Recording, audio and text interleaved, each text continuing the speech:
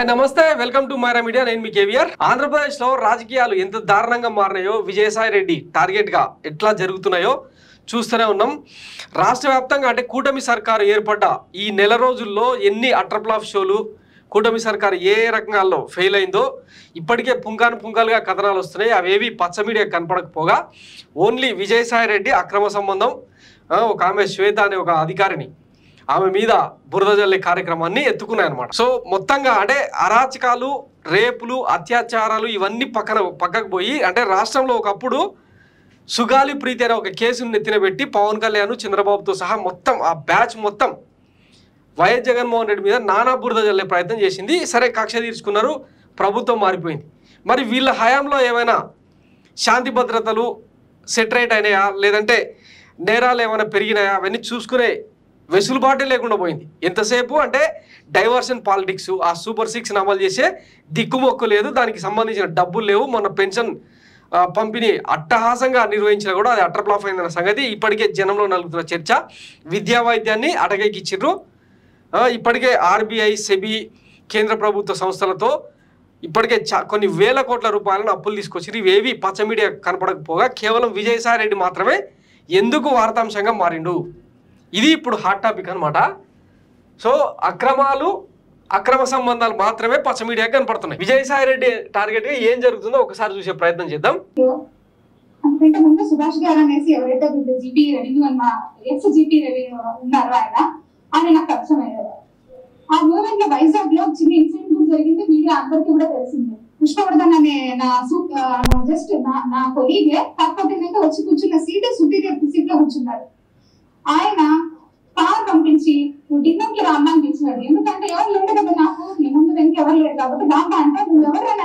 వచ్చేదానికని పోయి వాడి మీద ఇసుక పోసిన కరెక్టే అది అందరికీ తెలుసు ఎందుకు పోసిన నీకు అందరికీ కూడా తెలుసు సరే అయిపోయింది ఆ మూమెంట్ లో నాకు చెయ్యి పెట్టుకొని నడిచింది సుభాష్ నా పర్సన్స్ అన్ని ఆయనకు చెప్పిన ఆయన పర్సన్స్ అన్ని నాకు చెప్పినాడు సో మేమిద్దరం ఇష్టపడే పెళ్లి చేసుకున్నాం అక్కడికి ఆయన పెళ్లి అయింది ఆ బాధ్యత విడిపోయి ఉన్నాడు ఒక పాప ఉంది ఆ పాపను వచ్చి చూసుకుంటారు అన్నాడు నేను కూడా బాధ్యత వహిస్తానని చెప్పినాను సో నా పిల్లల గురించి కూడా ఆయనకు చెప్పిన నా ఎంటైర్ స్టోరీ ఆయనకు చెప్పిన ఆయనకు నచ్చింది నాకు 2020 ఎండింగ్ లో సో ఇది బాధితురాలు చెప్తున్న విషయం దీనికి సంబంధించిన ఫోటోలు ఇప్పుడు సోషల్ మీడియాలో పెద్ద ఎత్తున సర్క్యులేట్ అవుతా ఉన్నాయి అనమాట ఇంకా వీళ్ళిద్దరు అడ్వకేట్ సుభాష్ రెడ్డి ఈమె శాంతి ఇద్దరు పెళ్లి చేసుకున్నారు వాళ్ళకు బిడ్డ పుట్టింది బారసాల చేసిర్రు అందరి సమక్షంలోనే ఇట్లా ఇంట్లోకి కూడా పోయి గృహప్రవేశం చేసుకున్నారు ఇది జరిగిన తతంగం దీనికి విజయసాయి రెడ్డికి ఏం సంబంధమో ఇక ఈ పచ్చ మీడియాకే తెలియాలి ఇక ఇట్లా సెటైర్లు పడుతున్నాయి అనమాట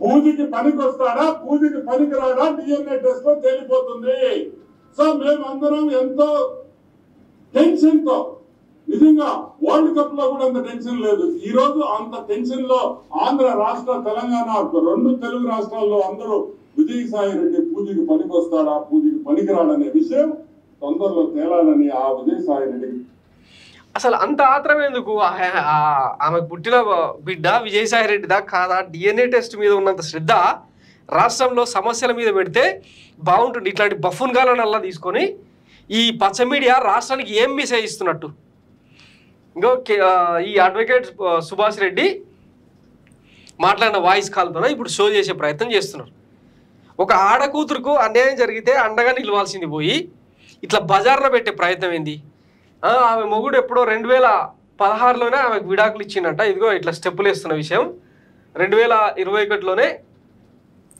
ఇద్దరు విడిపోయినరు ఆమె సుభాష్ రెడ్డితో కలిసి ఉంది మరి అది ఎట్లాంటిది అన్నది అది వాళ్ళ పర్సనల్ ఒక వ్యక్తి ఆడమనిషి తన ఇష్టం అది ఆమె హక్కు దాంట్లో ఏలు పెట్టాల్సిన అవసరం వీళ్ళకి ఏంది ఈ పచ్చ మీడియాకు పచ్చ నేతలకు ఎందుకంత ఆత్రం నిజంగానే విజయసాయి రెడ్డి అంటే గతంలో వైఎస్ జగన్మోహన్ రెడ్డికి కుడిభుజంలా నెంబర్ 2లా ఉండి ఎన్నో అక్రమాలు చేసిండు విశాఖను మొత్తం దోచేసిండని చెప్పి ఆరోపణలు చేసిండు కదా మీకు శాతనైతే వ్యవస్థాగతంగా ఆయన ఏమేమి అక్రమాలు చేసిండో బయట పెట్టాల్సింది అది కదా ఈ అక్రమ సంబంధాలు వీటితోనే ఏమొస్తుంది కొద్ది రోజులు ఎంటర్టైన్మెంట్ ఫీల్ అవుతారు ఆ తర్వాత ఈ సంక్షేమ పథకాలు మీరు చెప్పిన సూపర్ 6 అమలు చేయకపోతే దుమ్మెత్తి పోసేది నడి రోడ్డున కుక్కను కొట్టినట్టు కొట్టేది ఎవరిని మనల్నే కదా ఇవేవి గుర్తుపెట్టుకోకుండా ఏదో తాత్కాలిక సునకానందం పొందే ప్రయత్నాలు చేస్తే ఎవరికి నొప్పి గతంలో ఇట్లనే ఈ వైసీపీ నేతలు కూడా రోజా, తర్వాత గుడివాడ నాని, ఒలబనేని వంశీ ఇట్లా ఈ అక్రమ సంబంధాల మీద ఇట్లాంటి వాటి మీద మాట్లాడి ఈరోజు ఆ పార్టీ ఎట్లా మట్టి గడిచిందో కనపడతలేదా?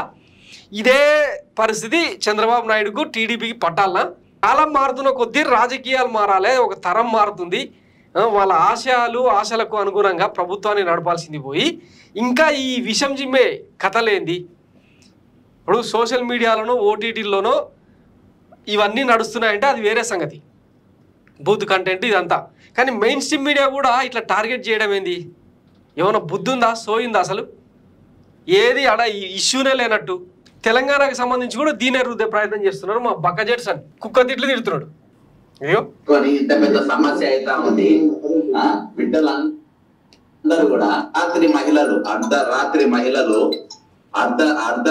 మహిళలు రోడ్ల పైన డిఎస్సి విద్యార్థులు కిలోమీటర్ల కొద్ది నడుస్తారు, అవి చూపియారు. అదే ఆంధ్రాలో అయితే చూపెట్టారు, డిబేట్ లో పెట్టేటోళ్ళు కదరా, ఇది డిబేట్ లో పెట్టారు కదా. హైదరాబాద్ లో పెడతారు మీరు ఛానల్, హైదరాబాద్ లో తెలంగాణ ఛానల్ ఉంటాయి, తెలంగాణ వార్త చూపియారా మీరు? మనుషులకు గాడుతుందా మీరు? ఇంత పెద్ద ఉద్యమాలు జరుగుతా ఉంటే, ఇంత పెద్ద పోరాటాలు జరుగుతా ఉంటే ఒక యూట్యూబ్ ఛానల్లో మేము మా సోషల్ మీడియాలు తప్ప ఏం పీకనికున్నారా మీరు? ఇక్కడ పోయి అన్నే పెట్టుకుంటారు వీడియోలు, అవి మా విజయవాడ అడ్డే పెట్టుకున్నారు, మీరు ఏం పీకనికున్నారు ఇక్కడ? మన బాలకృష్ణ గారు అంటుండే ఈడ మా ప్రభుత్వం ఉంది, ఆడ మా ప్రభుత్వం ఉంది, అక్కడ కనబడుతుంది ఇప్పుడు మీ ప్రభుత్వం అని. రెండు ప్రభుత్వాలు కూడా మీ అని అంటుంది. మనం అందరేమో ఇది రెడ్డి రాజ్యం కాదు, ఇది కమల రాజ్యమే ఇక్కడ కూడా. సో ఇట్లా వార్తల పేరుతో జుగుప్సాకరమైన ఘటనలను పోటెత్తించే ప్రయత్నం చేస్తే ఇట్లా పడతాయన్నమాట.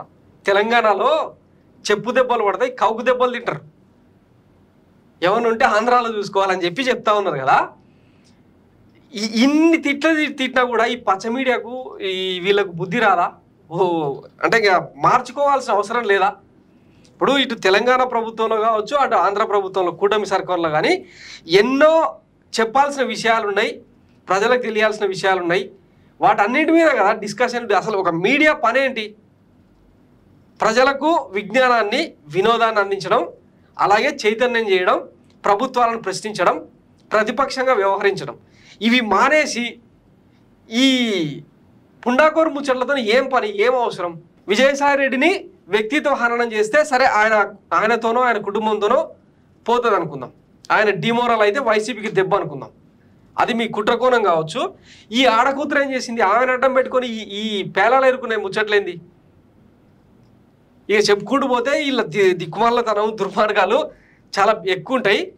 ఇక ఇట్లా మాట్లాడిన వాళ్ళందరి మీద, యూట్యూబర్ల మీద కేసులు పెట్టి ఇక నానా రకాల చిత్రహింసలు పెట్టడం ఇవన్నీ జరుగుతూ ఉన్నాయన్నమాట. సో కూటమికి ఓటేసినందుకు ఇది ఆంధ్రప్రదేశ్ అనుభవిస్తున్న దుర్గతి. ఇటు తెలంగాణలో కూడా ఏమంత బాగలేదు.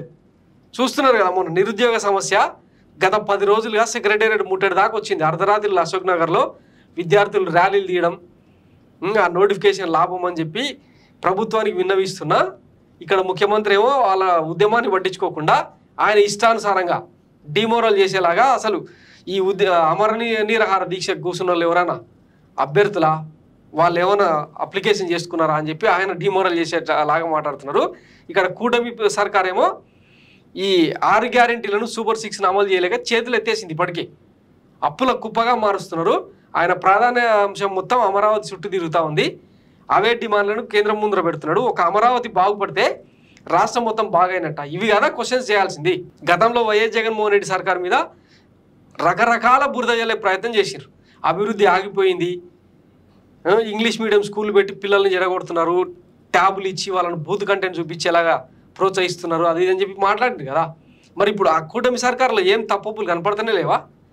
మంచి జరిగితే మంచిగానే చెప్పండి. ఈ డొల్లము చెట్లు ఎందుకు?